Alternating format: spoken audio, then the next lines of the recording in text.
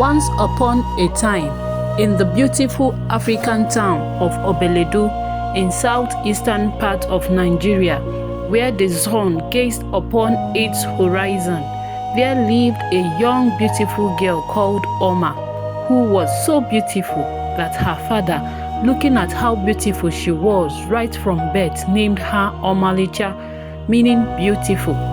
Oma was the jewel of her father, as he always called her Oma Nkemu, meaning my own beauty. She was his only child, and he took good care of her from the day she was born and throughout her childhood. He would never allow her do anything, no matter how little or stressful it may seem. She grew up knowing her father loves her so much and would run to her father if her mother tried to make her do chores or send her on errands. Oma would sit on her father's legs to ask him questions about the village and the things happening in the market square, while her mother would be left alone in the kitchen, cooking and doing housework all by herself. Her mother would be left to do all the chores in the house and go to the stream to get water for domestic use. Her husband wouldn't let Oma lift a finger nor bother about how she feels about Oma not doing anything in the house. Oma's father was a great hunter and very hardworking. He was responsible for providing almost all the bushmeat in the town and throughout its environs. He could set traps so precise and accurate, like how an eagle could collect the straying chick. His aim is just as accurate as a shot from an American trained sniper. He doesn't miss his target as long as he sets his eyes on it. He was fearless and was feared and respected amongst his people. In honor of his achievements, the king of Obeledu, His Royal Highness Eze Atika, bestowed on him a chieftaincy title of Dike and made him the administrative head of all the hunters within Obeledu. He boasts of bringing in almost 20 types of various bushmeats per hunt, animals such as Mbada, Osa, Ele, Nchi, Ogazi, Ebogu, and many others. He was blessed with only one daughter by the gods, and he has performed several sacrifices in order for the gods to bless him with another, but to no avail. This made him to love and pamper his only daughter to the extent that his wife would not have a say in what Oma does, or even as little as scolding Oma, her daughter. Oma continued like that, growing into a very beautiful girl. She got enrolled into a very good missionary school established by the missionary brothers from Ireland. Oma was a very brilliant child. The sisters and the other religious tried their best to instill discipline as well as good academics to all the students of the school, regardless of the status of the child's family. The missionaries tried their best to align the students to good conduct and always devote time for morals and good etiquette.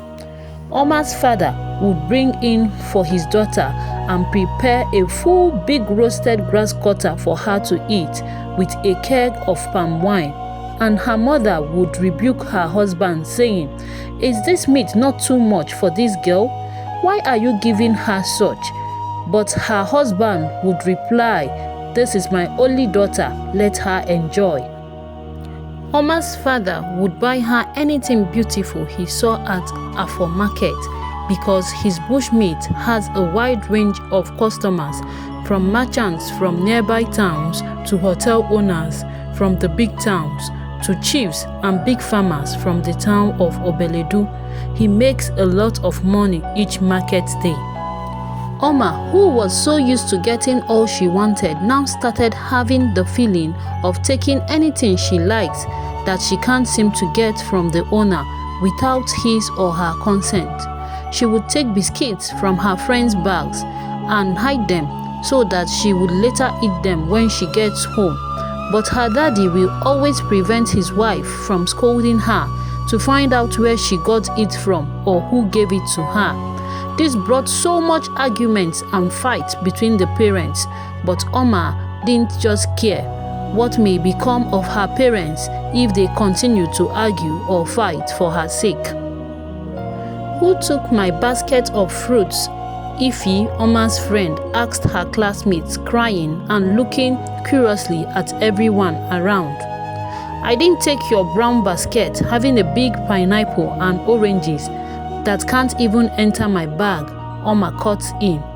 No one had agreed to have seen the fruits, and Ify, having been friends with Oma, didn't suspect her, as many students wondered how Oma could have a numerical statistics of all the items inside the concealed basket. That day, Ify cried home, having missed the opportunity to see her Auntie Cecilia, her mother's sister, whom her mother had sent her to visit after school with the gift of basket of fruits. That day, she cried home alone, as Oma had left earlier, sparking suspicion from some smart kids who have been following the events. On the other hand, Oma's father would again and again return home with plates full of fresh fish for his young daughter, to the disapproval of his wife. But Oma would sit and eat up everything and would leave the plate and bones there for her beloved mother to carry away for washing. She would even report her mom to her father if she tried to scold her or let her work during the period her father was away hunting. This made her mother to be conscious of sending her on errands, because her husband had threatened to chase her out of the house if he received such complaints from his beloved daughter. Most times at school, things would get missing whenever Oma comes around, but no one has been able to accuse her or catch her stealing or get any stolen item from her. Most students argued that Oma, being a very beautiful girl, cannot be a thief. Some others argued that she, being the only daughter of the greatest bushmeat merchant around, can't take something from someone, let alone stealing. She could afford anything she wanted, a boy said while defending Oma on an occasion where everyone asked for her to be searched, since all evidence pointed to her. That day, every student present asked that Oma be searched. However, she immediately stood up and left the scene where the item was stolen with the intervention of that young man. Oma continued in her enjoyment and pampering from her father, with her mother now looking on. "She is growing into a beautiful but spoilt woman. Let us discipline her," her mother would cry out to the father as he carries Oma on his legs, feeding her with delicacies he had prepared himself. He wouldn't listen to anything about his beloved daughter. He wished that the prince or any of the first-class chiefs would come with his people to ask for her hand in marriage. He had saved enough money to host and buy his daughter the most beautiful clothing for her marriage. He said to himself, "No riffraff or struggler will visit my house for my daughter's hand in marriage. I will drive him away. I will not even allow him sit down in my obi," he thought to himself while going to fetch water for his beloved daughter to drink. "My daughter is meant for royalty and affluence. She can't be a slave to any man. She doesn't lack anything she wants."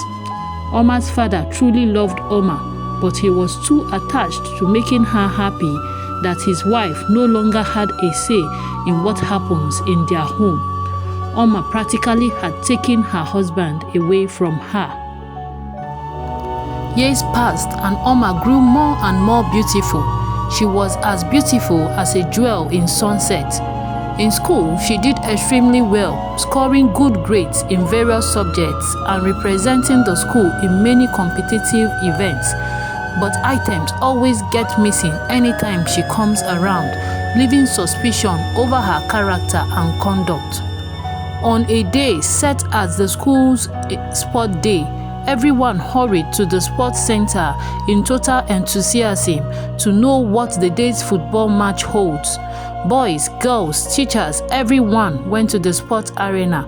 But Oma left the stadium to the class to pick up her canvas as her sandals caught while jubilating and running towards John, who had scored the team's first goal of the match. Oma didn't return on time, leaving her friends wondering what kept their friend for so long. After the football match, several people, including John, had lost the money left inside their bags left in the class. Questions were raised on what and who might have done this. Some people pointed at Ocha, while many people pointed at Oma, who had gone to the empty classroom for her shoes. "I didn't touch your money. I have a lot of money at my disposal." The boys, who were angered due to their inability to eat and go home, bounced on the accused door. They searched their suspects. However, Ocha didn't have anything on him, but Oma had some money, almost to the tune of what was being taken from her classmates. She also had some freshly bought edibles. "How did you get so much amount of money at this time?" the angry students asked Oma. They shouted the more, "Tell us, because your friend Ife told us you didn't have money as your father has been sick and went off to the neighboring town to get treatment from Ijele the healer and couldn't get to check his straps." Oma, stammering, couldn't say anything meaningful. The angry students pressed further for her to say something that would guarantee the return of their monies. They vowed to beat her even to death. As they were about to start the beating, Father Tabo, the principal, appeared like a hawk, bouncing on its prey. "Let us all go to my office," he said, on questioning all parties involved. Everyone, including Oma, denied ever seeing the money in question. He then, after listening to their speeches, asked Oma some questions. He asked her thus, "Is all this your money? Do you want your mates to go hungry or walk home?" After making few remarks, Oma caught him, saying, "Sir, you can give them the money." She gave the details of how the money should be shared, stating that she loves them and wouldn't want to have such money while her mates go hungry and go home on foot.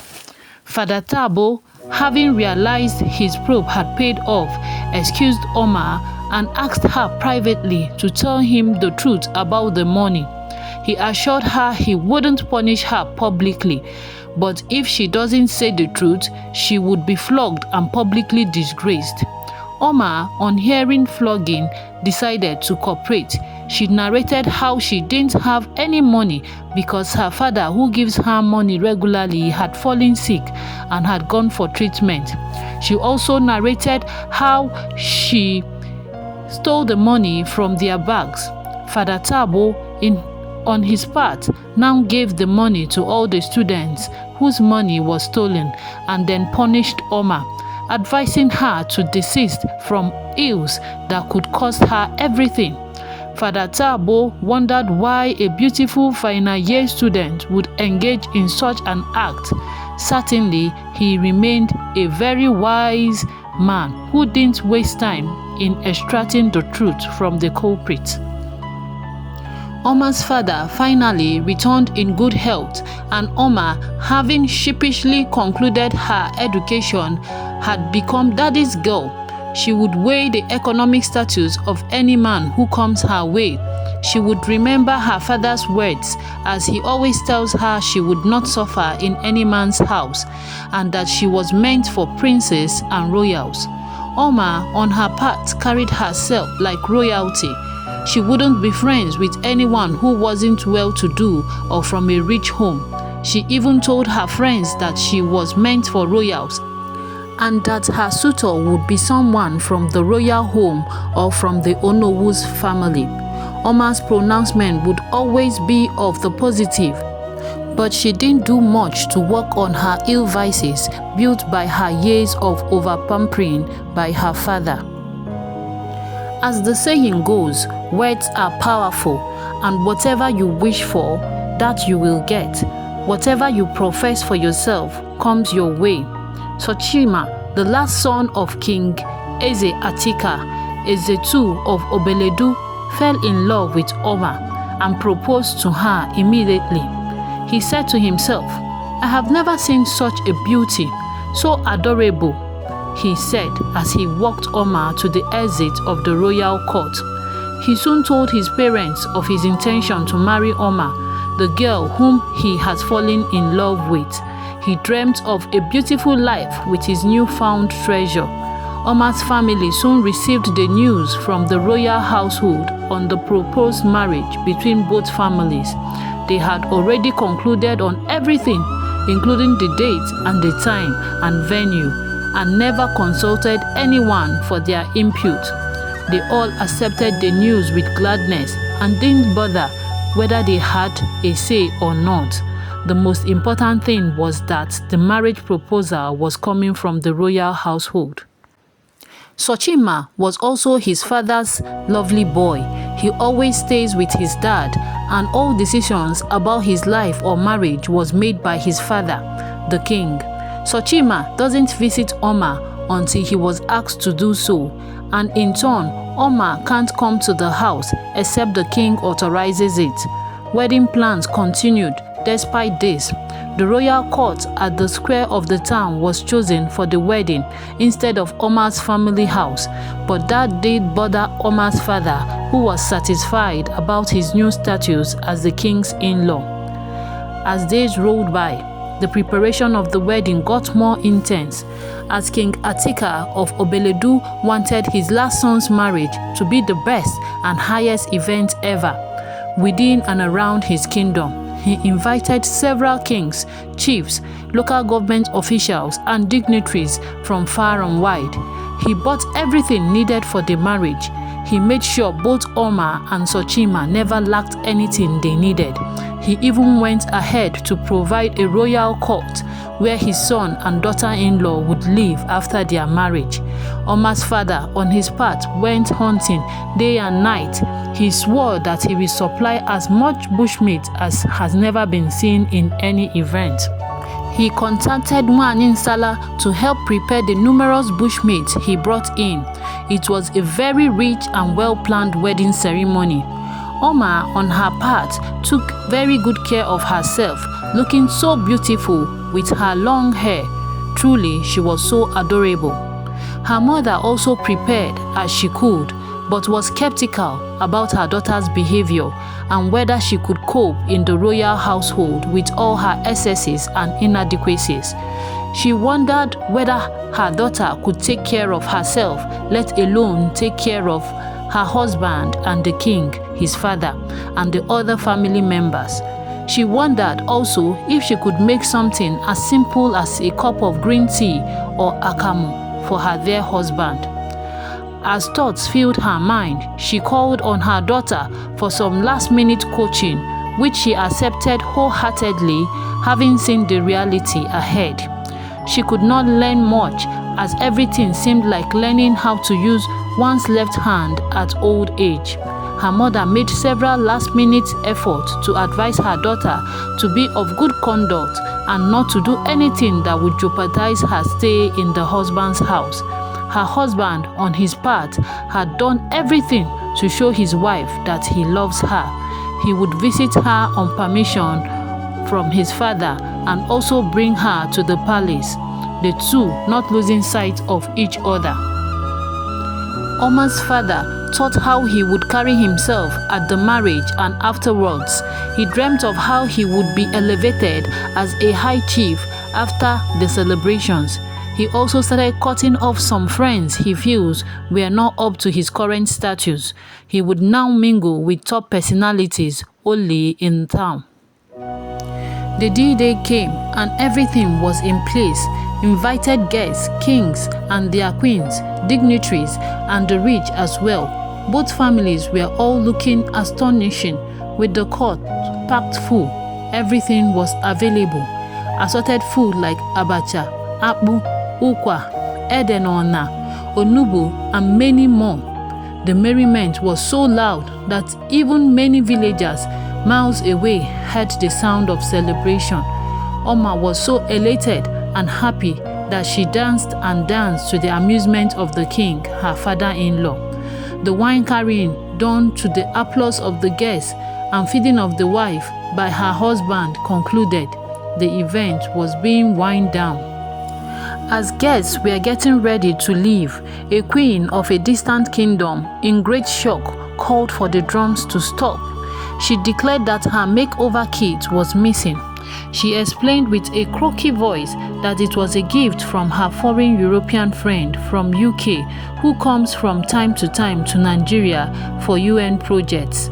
At once, her king immediately asked the guests who had stolen his Lolo's golden makeover boss, but no one came over. Then Ichoku, the great seer and native doctor, declared thus: "If the person that stole this does not identify himself, he will do something, and that will make the boss talk from where it is." So knowing who Ichoku was, the people queued for him to do as he had said, including Oma's father, who urged and called on Ichoku in his already drunken state to do as he had threatened. In his words, he declared, "Ichoku the Great, show them that you are half a man and half spirit." Ichoku, still within his window of restraint, still waiting in anticipation that the culprit would show up. He then repeated again, "Who did this in the presence of the great Ichoku? Show your face now, or I will bring you out." Silence engrossed the whole court, as some guests wondered if Ichoku was actually powerful as he claimed to be. The king of Obeledu, now seeing the situation, wanted to save Ichoku a leave of disgrace. Declared to the king and Lolo, "I will replace your loss no matter what it will cost. Let my friend and brother Ichoku have his seat." Some guests murmured that he couldn't do what he boasted, while some said that Ichoku was just an overrated name. At that point, the great Ichoku, having called on the culprit to report to the king and having waited a long while, was now being provoked. He told the king to relax and see him in action. He said that since the culprit wants to disgrace him, he, Ichoku, will disgrace the culprit. On saying this, he removed a bead and placed it on Lolo's hands and called on the lost boss to speak from wherever it is hiding. And at once, the boss started singing a moody song. "Lolo, I am here. I am here. Please come and get me." Everyone turned on Oma as she embarrassingly removed the box and fell on her knees, with her hands on the ground for it to open and swallow her. On seeing this, everyone, including the king, the guests, Sochima, her husband, and her father, the great Dike Nofia, left her. She was left alone with her mother, both crying and consoling themselves. Her mother, not knowing what to say to her very beautiful but spoilt Oma, cried her eyes out. News came from the royal household for the thief Oma to stay off the royal household. Her father was told to return the bride price paid on her. It was so huge for the family. Oma's father couldn't take the humiliation. He went mad. Oma's mother talked to Oma about the disgrace she had brought to the family. She would cry profusely and uncontrollably, as though her world had come to a halt. Days rolled by, and Sochima, having an audience with his father the king, sought to bring in his wife Oma back. He told his father he has forgiven his wife and wants her badly. He said he was absolutely sure she was manipulated to disgrace the royal household. All this infuriated the king, who declared that the name Oma had been prohibited from being mentioned in the royal household. Prince Sochima cried as he left his father's presence. He was really heartbroken. Hope you enjoyed the story. Please subscribe, like and share. Please let me know in the comment section. Does Oma deserve what happened to her? Would Oma be forgiven? Do you think Oma's father spoiled his beloved daughter? Why didn't the discipline instilled by the missionaries in Oma's school impact on her? What would Omar have done when Ichoku was waiting for the culprit to come up? Let me know your opinion. Thank you, and don't forget to subscribe, like and share. Bye.